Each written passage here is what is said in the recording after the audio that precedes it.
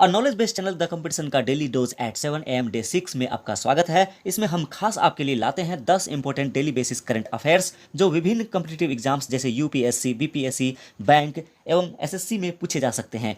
तो दोस्तों, मैं हूं राजेंद्र राज। वीडियो की भावना में खोने से पहले इसे अभी से लाइक कर दें और यदि हमारे चैनल पर आप नए हैं तो इसे सब्सक्राइब कर दें। आज का करंट अफेयर्स वित्त मंत्री निर्मला सीतारमण और कोरोना वायरस से संबंधित परीक्षा उपयोगी प्रश्नों का संकलन है। The competition daily dose at 7 AM day 6 का पहला क्वेश्चन है, किस राज्य सरकार ने हाल ही में राज्य में फसल उत्पादन को प्रोत्साहित करने के लिए राजीव गांधी किसान न्याय योजना शुरू करने का फैसला किया है? Option A Chhattisgarh, option B Bihar, option C Punjab, option D Karnataka. तो देखते हैं इसके आंसर और एक्सप्लेनेशन। दोस्तों, इस पहले क्वेश्चन का आंसर है ऑप्शन ए यानी कि छत्तीसगढ़। छत्तीसगढ़ सरकार ने राज्य में कोविड-19 महामारी को देखते हुए देशी और विदेशी शराब के विक्रय पर विशेष कोरोना शुल्क अधिरोपित करने का निर्णय लिया है। राजीव गांधी किसान न्याय योजना के अंतर्गत राज्य के किसानों को उनकी धान की फसल पर लाभ पहुंचाया जाएगा। इस योजना के तहत छत्तीसगढ़ के किसानों को धान के समर्थन मूल्य के अंतर की राशि का लाभ मुहैया कराई जाएगी। राज्य सरकार के मुताबिक किसान न्याय योजना के द्वारा किसानों की आय में भी बढ़ोतरी होगी, जिससे गरीबी के स्तर में कमी आएगी। दूसरा सवाल है, वित्त मंत्री निर्मला सीतारमण के अनुसार शहरों में गांव की ओर जा रहे प्रवासी मजदूरों को रोजगार की कमी ना हो, इसलिए मनरेगा का बजट कितने करोड़ रुपए बढ़ा दिया गया है?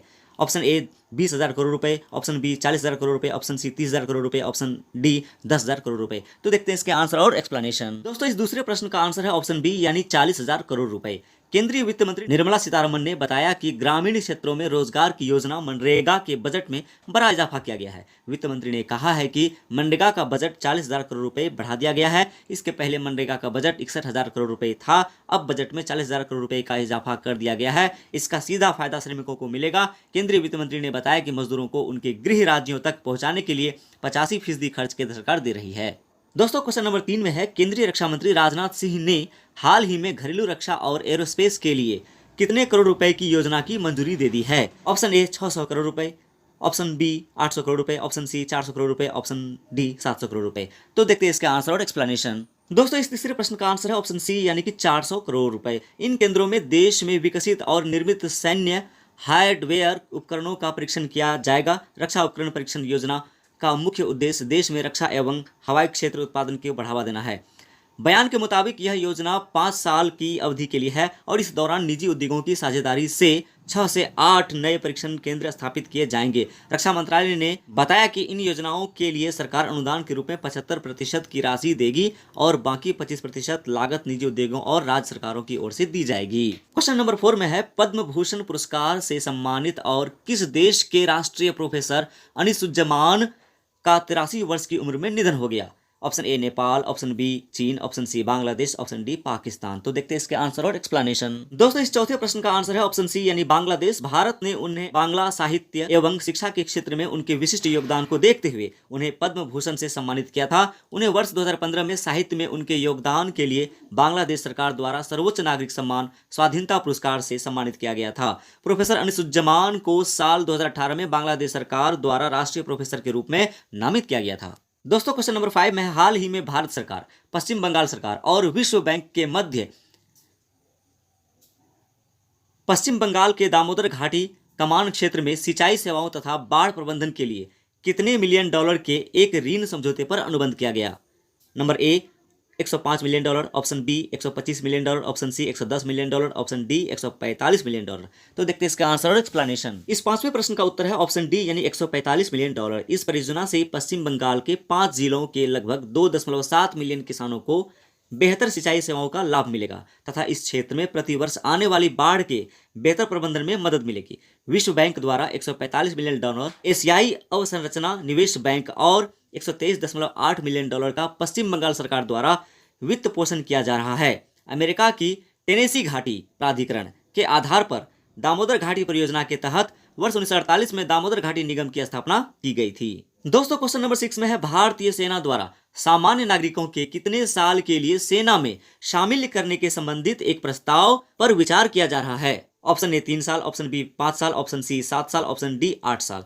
तो देखते हैं इसके आंसर और एक्सप्लेनेशन। इस छठे प्रश्न का आंसर है ऑप्शन ए 3 साल। यदि इस प्रस्ताव को मंजूरी मिल जाती है तो यह अपनी तरह का पहला प्रस्ताव होगा इसमें देश के आम नागरिकों के भी सेना में शामिल होने का अवसर प्रदान करेगा। वास्तव में इस पर विचार किया जा चुका है और ये वैकेंसी चालू भी है। इस प्रस्ताव के अनुसार नागरिकों द्वारा सेना में शामिल होना पूर्णतः स्वैच्छिक होगा। इसके अलावा चयन मानदंडों में किसी भी प्रकार की कई कमी नहीं की जाएगी। प्रस्ताव के पारित होने से ऐसे उम्मीद की जा रही है इसके परिणाम स्वरूप सेना के वेतन और पेंशन खर्च में भारी कमी होगी तथा इस प्राप्त धनराशि का उपयोग सेना के आधुनिकीकरण के लिए किया जा सकेगा। क्वेश्चन नंबर 7 में है, राष्ट्रपति रामनाथ कोविंद ने हाल ही में घोषणा की कि वे अपने वेतन का कितने प्रतिशत कोरोना महामारी के खिलाफ लड़ाई में भारत सरकार की सहायता के लिए दान करेंगे। Option A 50%, option B 10%, option C 60%, option D 30%। तो देखते हैं इसके आंसर और एक्सप्लेनेशन। जी हाँ दोस्तों, इस 7वें प्रश्न का उत्तर है ऑप्शन डी यानी कि 30%। राष्ट्रपति रामनाथ कोविंद ने मार्च में पीएम केयर्स फंड में 1 महीने का वेतन का योगदान दिया था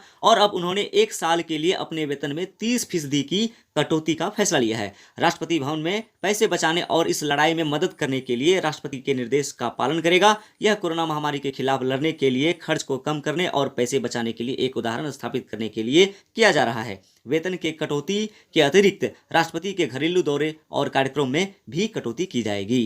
दोस्तों क्वेश्चन नंबर 8 में, अंतर्राष्ट्रीय प्रकाश दिवस निम्न में किस दिन मनाया जाता है। ऑप्शन ए 16 मई, ऑप्शन बी 10 मार्च, ऑप्शन सी 15 मई, ऑप्शन डी 20 जून। तो देखते हैं इसके आंसर और एक्सप्लेनेशन।